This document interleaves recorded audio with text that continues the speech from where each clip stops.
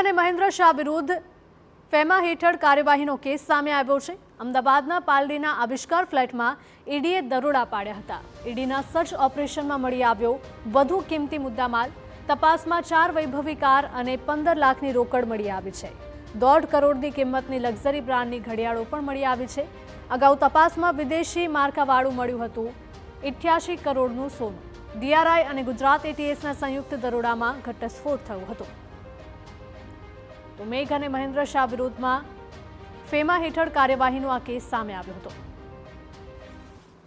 DRI અને ATS બાદ હવે ઈડીની કાર્યવાહી મહેન્દ્ર શાહ અને મેઘ શાહ ઉપર સામે આવી છે। જે પ્રકારે મુંબઈ અને અમદાવાદમાં આ દરોડાની કાર્યવાહી થઈ છે એ દરોડાની કાર્યવાહીમાં આવિષ્કાર ફ્લેટ્સ જે પાલડીમાં આવેલા છે ત્યાં એમના નિવાસસ્થાને કાર્યવાહી કરતા ઈડીને મોંઘી દાટ ઘડિયાળો અને મોંઘી દાટ કારો મળી આવી છે।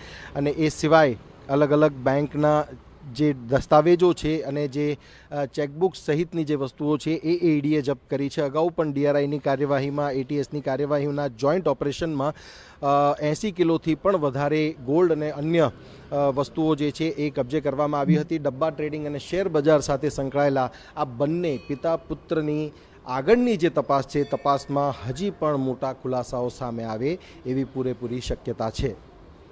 કેમેરામેન અરવિંદ સોલંકી સાથે સચિન પાટીલ, TV9 અમદાવાદ।